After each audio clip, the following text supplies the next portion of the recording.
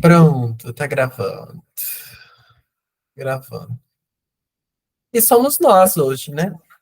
O ano passado a gente terminou o grupo de estudos em novembro, porque dezembro eu ia começar a fazer as mudanças da clínica, aí eu falei assim, meu Deus, não dá para fazer muita coisa, então tinha que focar na mudança e fiquei na mudança até março, né?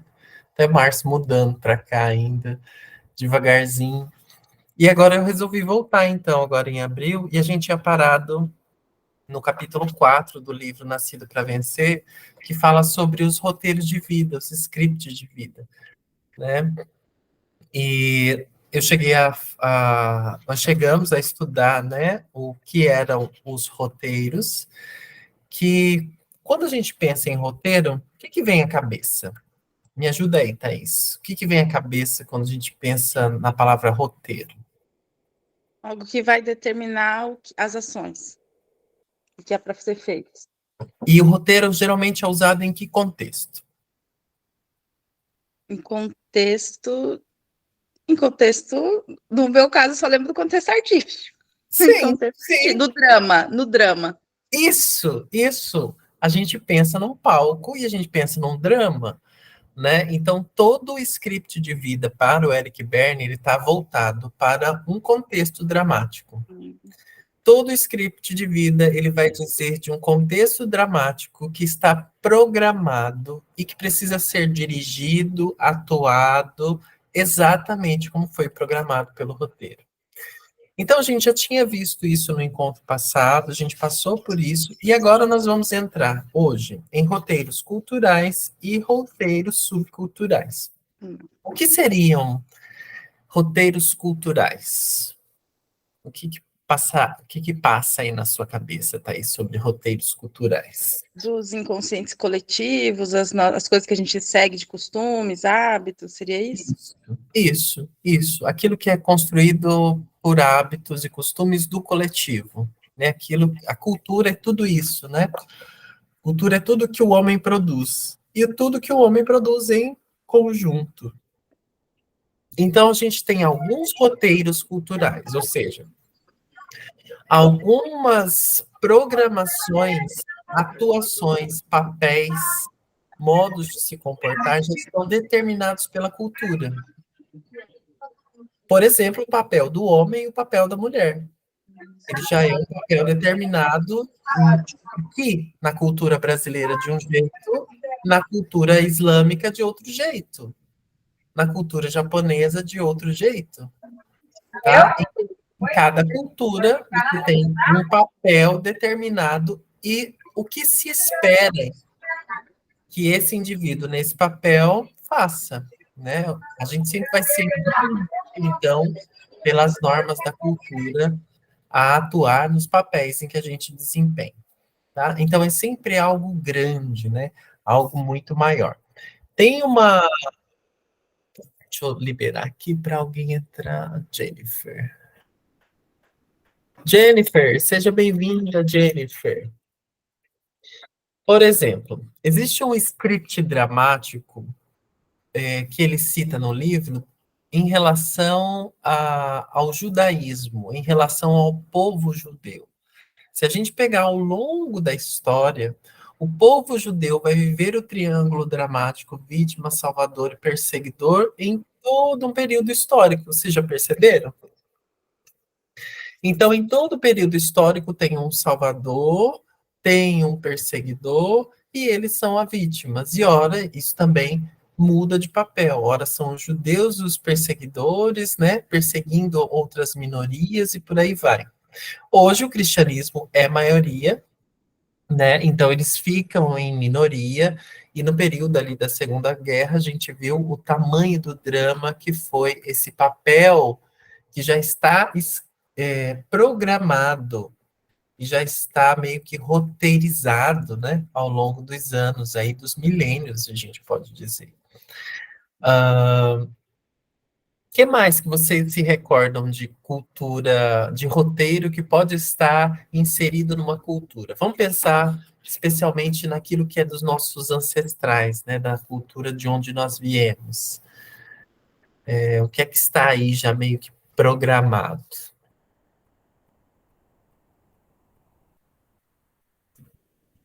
Olha, vou dar um exemplo.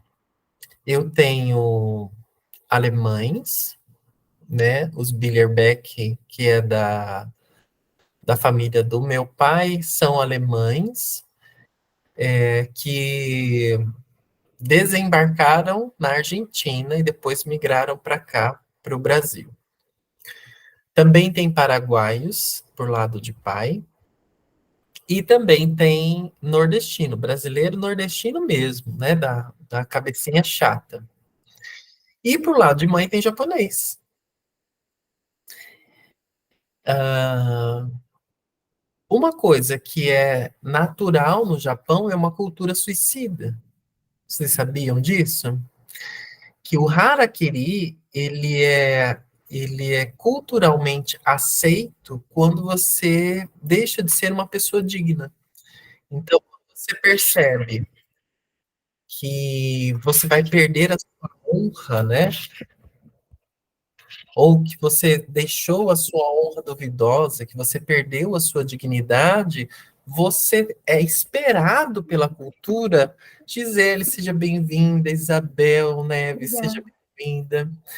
Então, no Japão, é esperado que você tire a própria vida se você se torna uma pessoa indigna, se você perde a sua dignidade. Então, a cultura do suicídio está na minha linhagem, tá? Por alguns momentos eu tive alguns pensamentos suicidas. E exatamente nesses momentos onde eu sentia que eu não tinha mais dignidade, que aquilo que eu tinha feito não tinha, não, era imperdoável ou não teria soluções, né? Então, isso também é um lastro de uma cultura que eu trago de uma herança cultural. É um roteiro, é um script de vida de uma cultura muito maior do que a nossa. Então, isso é do meu sangue, daquilo que é meu, que fala dos meus ancestrais. Então, nesse momento, eu quero que vocês exercitem isso. O que será que eu faço de dramático que compete à cultura da minha família, que compete à cultura da origem dos meus ancestrais? Então, pega lá de onde vieram seus ancestrais, quais são as histórias dramáticas que existem ali, e perceba se existe um pouquinho de drama dessa cultura ancestral em você ainda hoje. Pega aí uns 3, 4 minutinhos para refletir.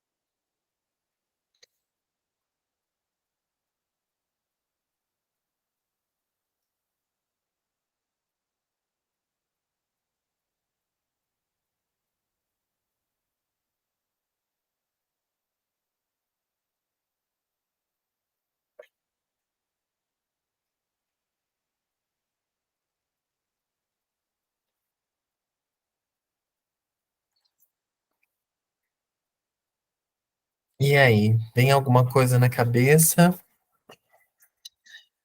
Gisele, Isabel, Thaís, Isabel Melon, Jennifer. Chega a acessar alguma coisa do drama da cultura ancestral que a gente vive hoje, no dia de hoje? Sim. Então, quando a gente percebe que esse drama que é cultural, nós também vivemos no dia de hoje, só esse exercício já nos dá uma confirmação também de que a teoria do script do Eric Berne A Jennifer falando, sim, principalmente a escassez e o controle para ter segurança. Sim. Você é de qual que é essa cultura, Jennifer? A sua, a quem você se refere? De que povo?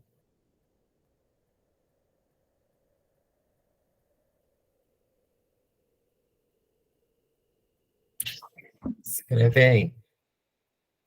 Mistura de italiano com espanhol e português. Você fala com relação à migração, né? A vir para cá, né? Deve ser desse período de necessidade de migrar, buscando melhores condições, né? Sim, sim, sim. Em algum momento, a gente pode se dar conta de que estamos, sim, vivendo um script esperado pela cultura. Né? Então, nos vendo até como descendentes de imigrantes. Então, o que é que se espera de um descendente de imigrante? O que é que se espera de um descendente de imigrante japonês? O que é que se espera de um descendente de imigrante italiano? Tá? Tudo isso a gente pode pensar para refletir a respeito desse script dramático cultural do qual a gente é herdeiro. Tá? Então, quando a gente fala de script dramático e cultural, nós estamos falando mesmo dessa, desse nível social que é esperado, disso que é programado por essa força maior que é a cultura. Os papéis precisam ser desempenhados assim, dessa maneira, tá? Por exemplo, os europeus, eles possuem um script natural de desbravar. Então, esse script ele é de alguma maneira repetido em séculos, né? No livro, o, a, as psicólogas vão dizendo para nós que antigamente desbravava-se com cavalos as terras e as tropas em cavalos com armas e espadas. Depois passa a tecnologia e os desbravamentos vão acontecendo com navios, aportando em outras terras, né, desbravando outros lugares. E hoje nós temos um desbravar do espaço. Com nova tecnologia, a gente desbrava outros planetas, né? Então, é um roteiro esperado de que também sejamos os desbravadores, também sejamos os pioneiros em algum aspecto, né? Libanês, você não conhece a história, né? É importante, talvez, Thaís, buscar essa história, né? Talvez olhar para a história, quem sabe? Quem sabe alguma coisa começa a fazer sentido aí, né? Então, esse lugar também de desbravar novas terras é um roteiro que está estabelecido, tá? E que nós começamos a captar como nosso, né? Como isso é comum, isso é esperado que a gente desbrave outros planetas, é comum que a gente desbrave, sempre vá em busca de outros lugares que não estejamos satisfeitos, tá? Então, é, quando ontem ainda, né, eu vi, eu acho que todos nós vimos a notícia daquele cara que entra com o machado e machuca as crianças, mata, né, assassina mesmo as crianças na creche e tal. E o quanto que no livro também está dizendo de uma cultura de violência, né, que também é estabelecida nos países a um nível grande, quando você começa a ver que o índice de violência está subindo, é porque a cultura já está sendo modificada para que aquele papel seja desempenhado mais vezes. Então, naquela área específica, o triângulo dramático está muito ativo, né? Então, é muito recente o que aconteceu com a professora lá em São Paulo que foi esfaqueada e agora alguém que entra numa creche com um machado, isso está sendo noticiado, isso já começa a fazer parte da nossa cultura. Daqui a pouco a gente não vai achar mais isso estranho, porque isso vai começar a ser algo esperado. Daqui a pouco a gente vai estar com medo de levar as crianças na creche, ou vai estar com medo de deixar os filhos irem na escola.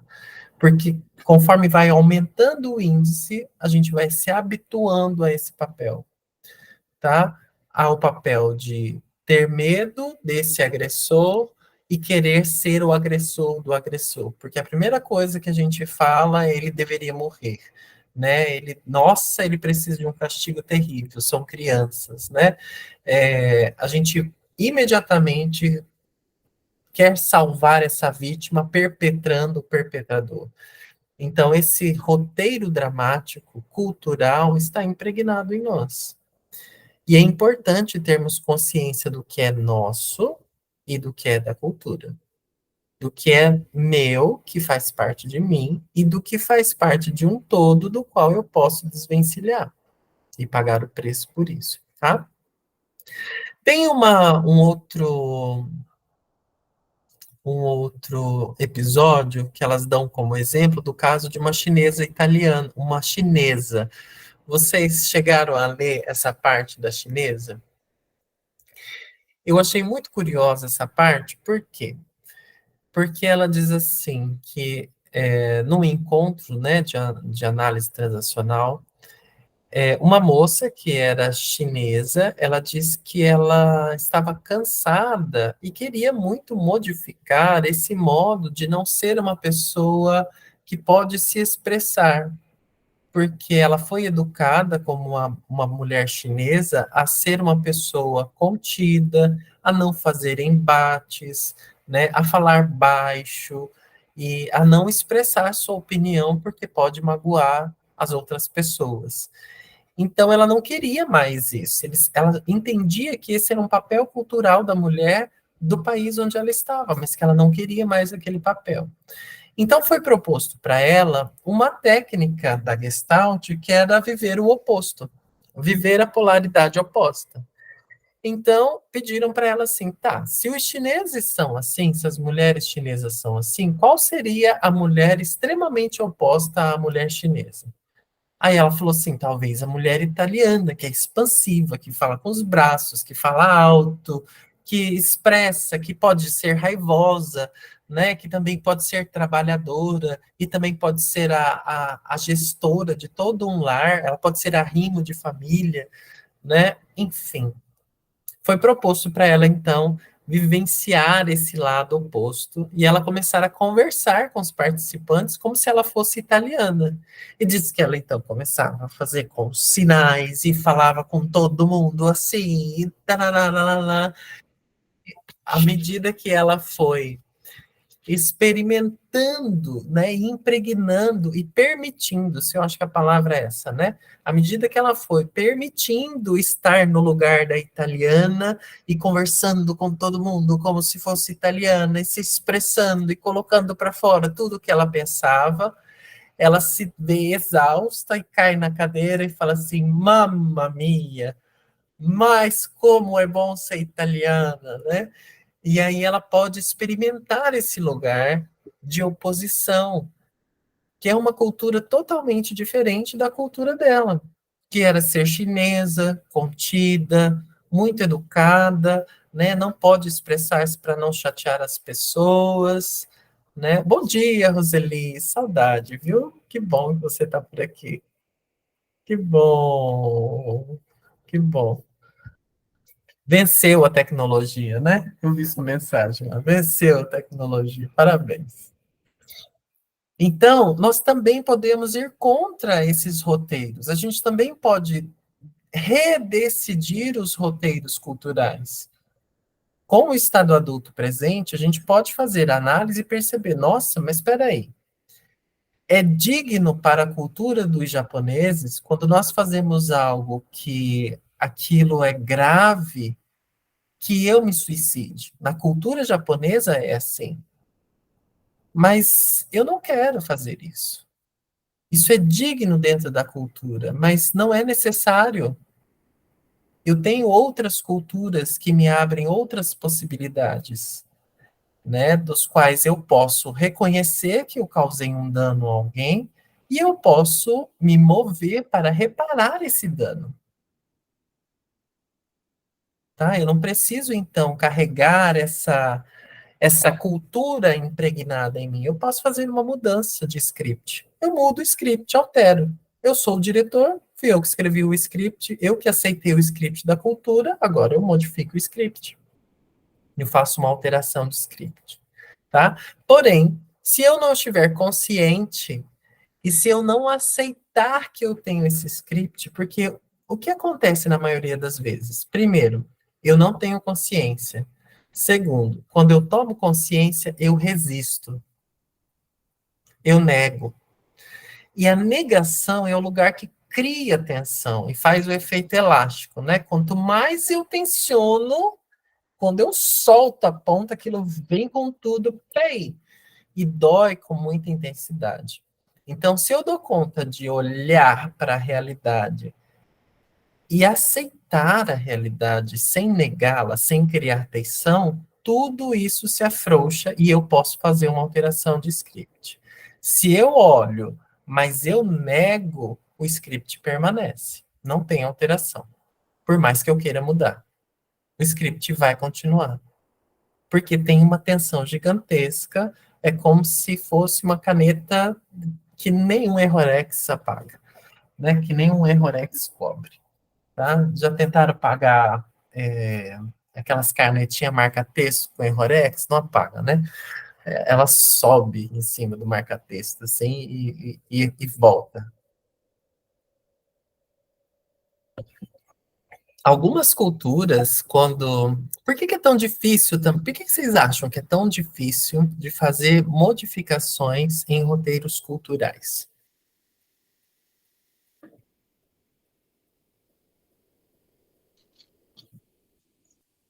Pela força do grupo, não é? Assim. Sim, sim. O grupo tem muita força. Acho que porque já está tão arraigado em você, já se tornou a sua perspectiva, o seu modelo de visão de mundo. Então, aquilo, para você, é aquela única possibilidade, né? Você está com aquele modelo de mundo, aquela visão de mundo já cristalizada. Sim, sim. Mas vamos pensar, Gisele, que nesse caso eu já me incomodo com esse modelo. Sim, eu já tomei, já tive Então, assim, percepção, né? Já vamos tomei pensar assim, consciência. que eu já estou incomodado. Eu entendo que essa é a minha visão de mundo e já estou muito incomodado e já vejo outras possibilidades. Por que ainda é difícil? Vai ter que lidar com a consciência. Hã? Vai ter que lidar com a má consciência.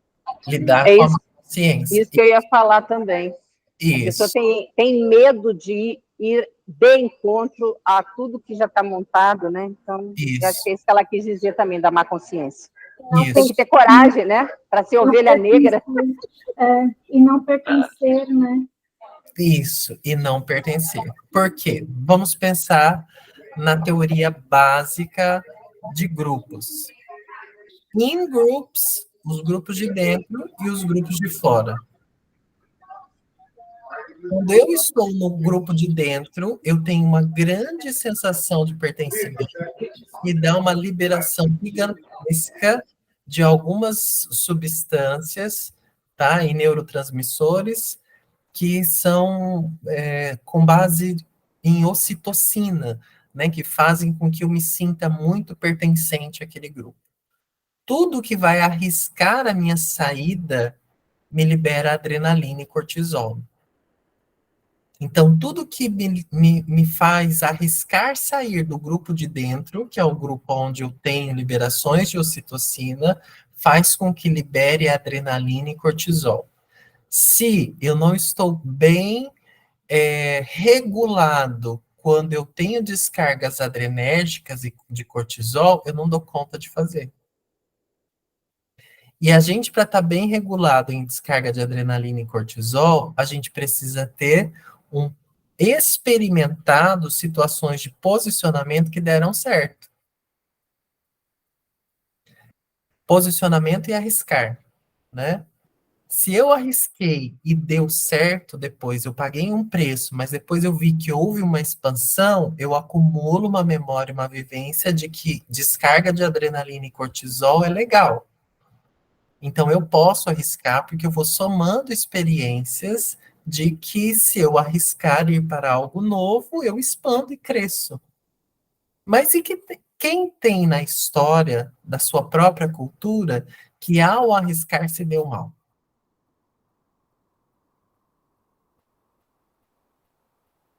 Quem tem na história da própria cultura que ao arriscar-se só piorou a situação? Tá? Então vamos lembrar de novo as questões religiosas que envolvem culturas milenares, né? Que todas as vezes que há um avanço, há também um regresso. Então é muito importante eu considerar que se eu quero mudar, antes eu preciso fazer ensaios de pequenas mudanças e ir ganhando também o fortalecimento de estar nesse lugar de adrenalina e cortisol. Eu tenho, peraí, eu vi uma mensagem aqui, ela chegou e saiu, eu não vi de quem era. A Roseli, eu tenho quem arriscou e deu certo. Isso. Esse lugar faz com que a gente tome mais posicionamento e dependa menos do in-group para fazer parte de um grupo maior. Tá? Isso vai fazendo com que a gente tenha uma... Na sistêmica, a gente diria assim, para eu dar conta de fazer esse movimento, de arriscar e de me posicionar, para eu dar conta de lidar com a adrenalina e o cortisol, eu preciso ir para o pai. É o pai que eu preciso tomar. A ocitocina é a mãe, in-group, proteção, cuidado. A ocitocina, a mãe, inclusive, recebe uma descarga gigantesca de ocitocina quando está amamentando. Tá? Então, a ocitocina faz a gente ter uma sensação de grupo, de pertencimento. Isso é mãe, cuidado, aconchego. A adrenalina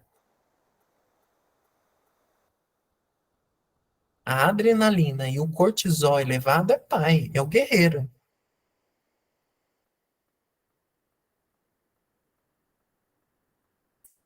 Jennifer, judeus foi sem querer. Não entendi ainda, Jennifer. O que é que foi sem querer? Os judeus? Então, adrenalina e cortisol é pai. Tomar esse pai, tomar os homens, tomar o masculino, né? Ah, ok, beleza. Então, tomar o masculino faz com que eu tenha esse lugar de poder arriscar e fazer diferente do grupo cultural, especialmente do grupo cultural, que é o grupo que a gente quer fazer parte, tá? Que a gente quer pertencer. Vamos pensar na história lá em 1600, que as autoras, né, a James e a Jogward, traz para nós, da história do próprio Galileu.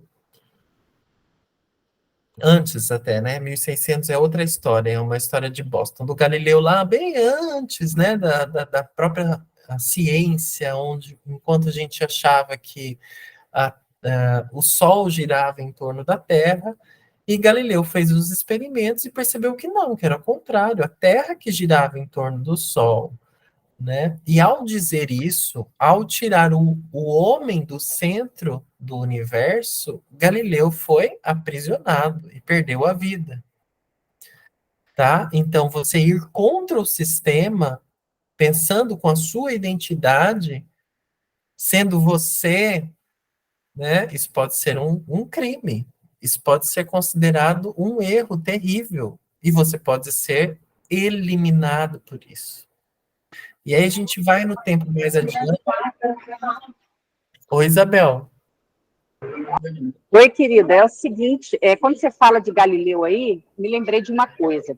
Sim. Antes dele, quando ele afirmou isso, e porque ele estava infringindo leis da época, né, normativas da época, que ele foi preso e morto. Mas antes disso, houve várias tentativas das pessoas, dos legalistas, né, para que ele dissesse o contrário, porque não queriam só simplesmente matá-lo, queriam que ele afirmasse que ele tinha mentido, que ele tinha se enganado. Então, esse espaço de tempo entre a prisão dele e a tentativa de que ele desdissesse o que ele disse, né? E o que seria isso aí? Essa persistência dele, nessa crença dele, na tese dele, e até deu a vida por causa disso. Sim. Vou aproveitar só para fazer também uma emenda aqui, né? Sócrates também, né? Ele não queria negar a verdade dele, então ele tomou cicuta, porque ele podia se salvar, né? Se ele fosse de acordo com a manada, mas ele não teve fiel a si mesmo até o fim e tomou cicuta. Sim. Olha só o que a gente traz, então, de informação. Olha como isso é cultural e como isso contribui para a gente não fazer o movimento de sair do in-group. Todas as vezes que eu recupero a minha identidade, que eu vá pensar com todo o meu ser, que eu esteja conectado com o meu ser e até com uma força maior, mas se eu não estiver pensando como o grupo, eu posso ser exterminado. Isso é cultural. Tanto é que qualquer ideia nova que apareça hoje, em qualquer grupo, tudo que aparecer de diferente do pensamento daquele grupo será uma força contrária à coesão do grupo, que coloca o grupo em risco. Qualquer coisa. E a nossa capacidade de lidar com as nossas dosagens de adrenalina e cortisol que vão nos dando a capacidade também de voltar a sermos quem nós somos. A lidar com a realidade. Porque a ocitocina vai fazer de tudo para que a gente, por querer ocitocina, a gente vai fazer de tudo, inclusive fugir da realidade, para manter o contato, o aconchego e a segurança. Tá? Então, quando a Thaís Umar, a Isabel, a Jennifer, a Gisele falam que o que é dificuldade de sair, né, de fazer o novo, tem a ver com segurança e pertencimento, sim, é isso. E isso tem fundamentação. Tá? Excluídos. Eu não vi ainda. Que nome legal, hein? O filme é excelente e fala bem disso aí. Eu não peguei aula no início, né? Mas fala bem dessa necessidade de pertencimento. Olha isso, gente. Eu vou até já salvar aqui esse nome. E lá, é assim, só para dar um spoiler rapidinho, fica parecendo que é outra coisa, mas você vê que é a raça negra, quando a raça negra é excluída. É fantástico, eu adorei. Eu vejo como dica. Perfeito. Eu vou buscar na Netflix e vou assistir. Vou fazer uma gravação nossa aqui e postar lá no Instagram. Peraí. É verdade. O medo de sermos excluídos faz a gente desidentificar do que nós somos, tá? E a gente fazer uma regulagem para estar em grupo. Por exemplo, educação de filhos. Vamos pensar na educação de filhos? O filho, ele pensa com o pensamento dele, com a ideia dele, mas a ideia dele e o pensamento dele muitas vezes não considera o grupo, que veio antes, que é mais velho, que tem mais experiência. E aí, aquela ideia daquela criança, ela não pode ser acatada naquele momento. Aquilo não é bom. Então, a gente precisa limitar aquela criança. E ao limitar, ela vai se regular para dar conta de se adaptar ao grupo. Isso é processo de educação. É toda a criança adaptada que cada um de nós tem. Quando uma criança ela é criada muito livre, muito solta, sem essa regulagem, quando ela cresce, ela não tem uma criança adaptada dentro de uns limites de regulagem social, ela vai crescer de uma maneira muito diferente, sem respeitar as regras e normas, sem respeitar a cultura, sem respeitar os valores. né? Porque ela não fez uma regulagem do grupo, ela vive só para si. E quem vive só para si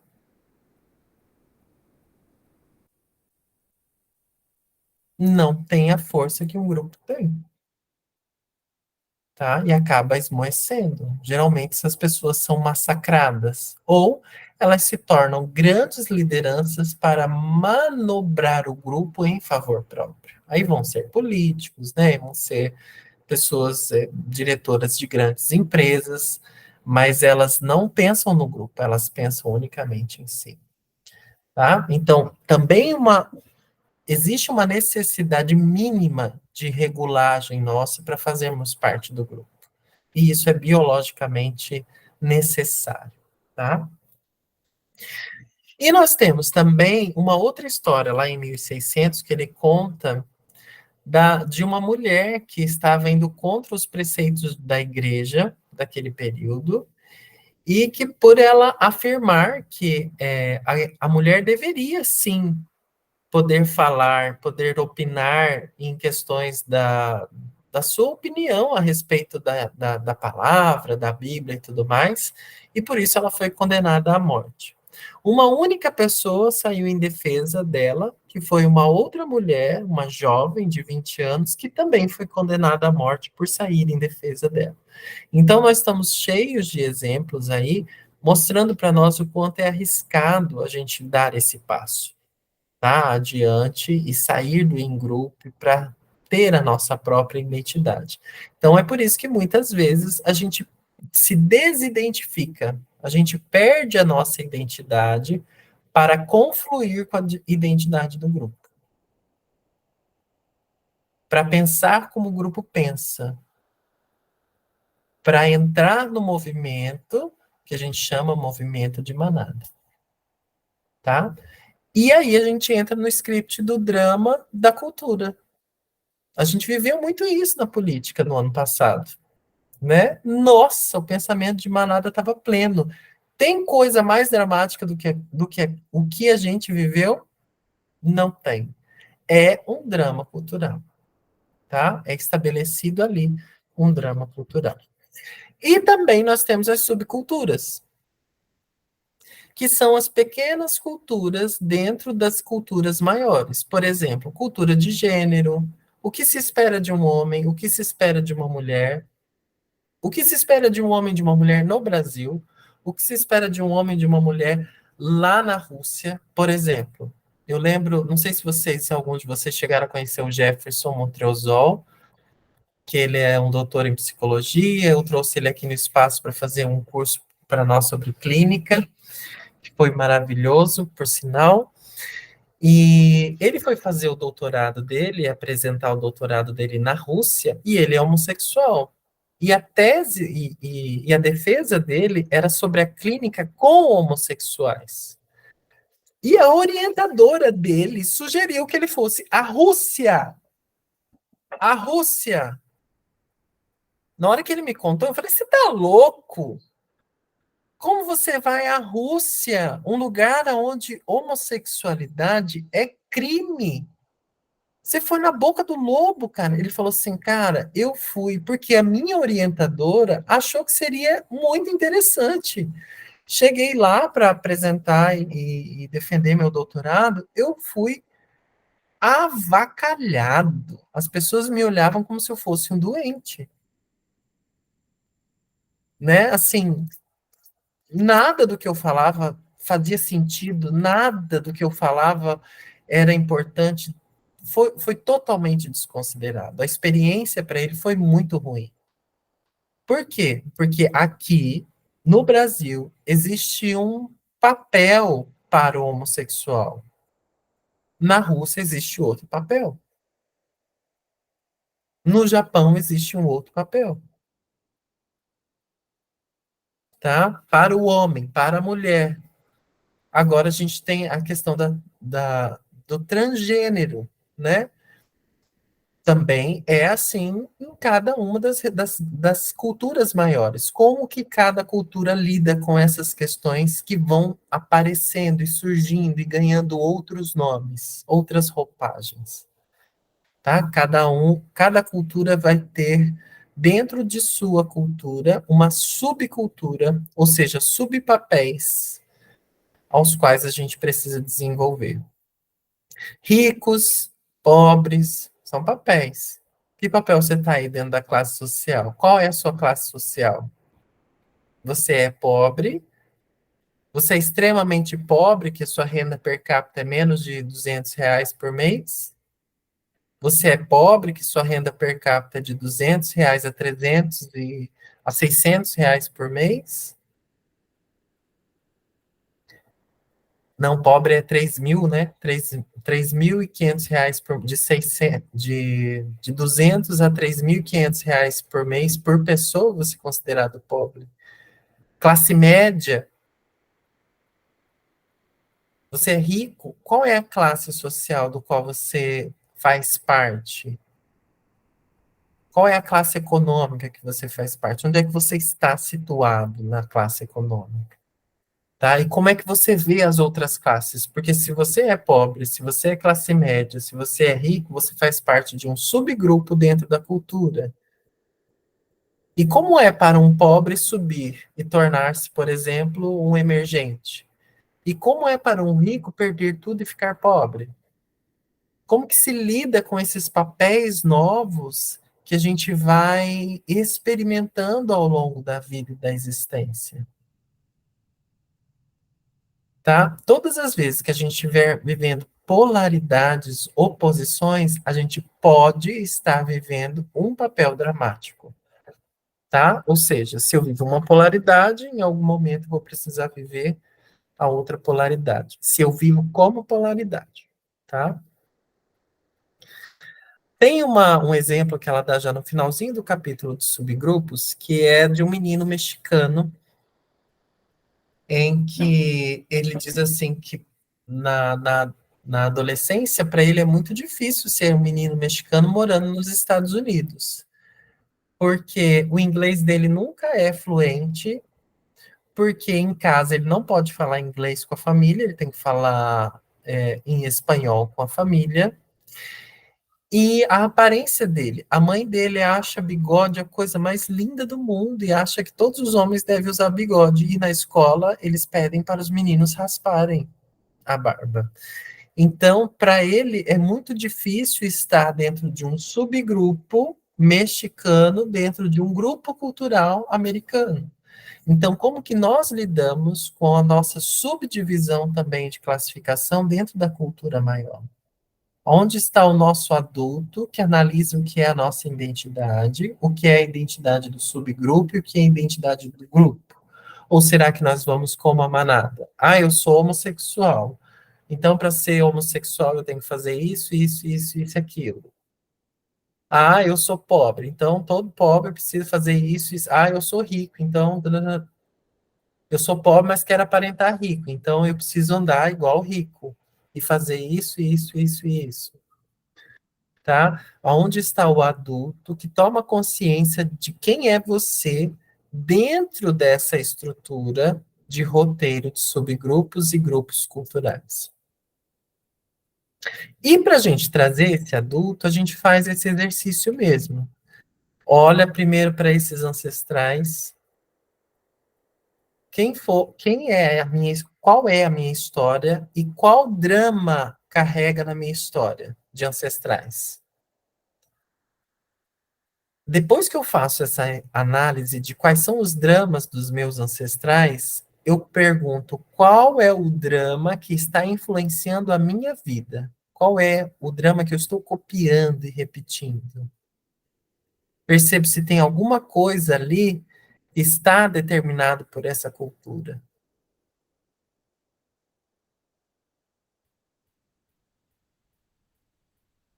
Para eu perceber se eu tenho consciência e eu nego, ou se eu tenho consciência e dou conta de afrouxar para redecidir. Ou tem consciência e se imponha. Ou tem consciência e se impõe. Mas Assim?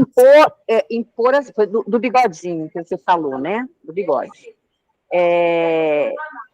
Ele em casa, a tradição é o bigode, mexicano e tatatá. A Aham. escola é o contrário, sem bigode, sem barba, sem nada, cara limpa. Aham. Ele tem, é assim, é uma visão, que ele pode pensar e dizer, sou consciente, que na minha casa é assim e aqui eles não querem. Ou eu me adapto e não vou para o lado de lá, ou eu brigo, entre aspas, pelas minhas raízes e tento explicar que isso é importante, usando, talvez, um exemplo deles, um hábito dos americanos que eles não abrem mão. E para eles é importante. E que se eles vivessem no México, eles queriam permanecer com esse hábito, né? Com essa cultura. Então, eu acho que é a força. E como ele lá deve ser o único mexicano, ele não tem um pertencimento de México ali, né? Então, ele está sozinho. Ou ele aceita e vai ficar meio frustrado, porque ele está consciente disso, ou ele assume e luta, entre aspas, né? Para que as pessoas o compreendam e se coloquem no lugar dele. Ah, eu sou americano, eu tenho essa cultura assim. Se eu fosse morar em outro país, eu não queria adotar o que eles fazem. Eu queria permanecer com os meus hábitos, com a minha cultura, respeitando a minha cultura. É questão aí de opinião, decisão, certeza do que você quer e comprar a briga. Isso, e pagar o preço. Isso mesmo. Isso. É uma questão de analisar, saber quem eu sou nessa história e pagar o preço. Isso, o que é importante para mim. O que é Porque importante o mais importante que eu venho percebendo na vida é isso. Nós somos, aqui na Terra, né, nós somos as coisas mais importantes que tem. Então, nós temos que nos satisfazer primeiro, nós temos que nos amar primeiro, nós temos que nos fazer respeitar. Né? Eu acho isso. Essa é a minha opinião. Sim, sim. E é isso. Mais mal disso. Sim, e é isso. E isso é pagar o preço. E isso é eu ter condições de lidar com a adrenalina que gera e o cortisol que gera. Exatamente. O que é disponível a pagar o preço é postura coluna ereta, sabe? Não, e outra coisa, William. Regras da vida. Coluna ereta. Se você que é americano, eu sou mexicana, se você não tem a capacidade de me olhar como um ser humano e tentar compreender que eu tenho uma unidade, que eu tenho uma essência, então você não serve para ser meu amigo. Essa é claro. Entende? Existe mesmo uma divisão, né? Já de um olhar de superioridade mesmo, né? É comum esse lugar, né? É um lugar comum mesmo, cultural, né? Eu sou melhor, sou maior e você é só de um país em desenvolvimento, né? É isso mesmo. Então fica aí, eu acho que hoje nós podemos parar na subcultura, né? Porque os outros tópicos não tem como a gente avançar mais, o tempo já está se esgotando. E aí, o que acharam do nosso primeiro encontro aí, de retorno ao grupo de estudos? Maravilhoso e muita coisa de aprendizado, né? Muita coisa de aprendizado. É muito bom esses livros, né? Eu também gosto. Adoro estudar assim também. Agora eu tô quarta-feira. O outro livro da quarta-feira que vem. Da quinta que vem, né? Que é o... Não, quinta. É porque é o hábito, né? Quinta-feira. Nossa, aquele é um outro livro maravilhoso. Maravilhoso. Você sabe o capítulo que a gente vai... Eu já me perdi qual capítulo que a gente começou. Nós estamos no 2, né? No 2, né? Tá. Parou no 2 mesmo. Parou no 2 mesmo. Tá bom? Tá Pessoal, certo. vamos tirar uma foto? Vamos, peraí. Abre a câmera aí. Fisioterapia. Aí. Gente, obrigado pela presença, tá? Foi um prazer estar com vocês aí na quinta de manhã do feriado. Obrigado por isso. Um beijo para vocês. Quinta com ele. Boa semana. Saudade de ver vocês. E aí, se quiserem participar na próxima semana, sejam bem-vindos, tá bom? Tá ótimo. Gisele, Jennifer, Isabel, beijo. Thaís, amor, beijo. Isabel Neves, um beijo para você. Obrigada. Beijo, obrigada. Grata, William. Vou podendo voltar agora, graças a Deus. Que bom. Isabel. Amém. Para mim, adorei você já as reflexões, muito boa. Agora.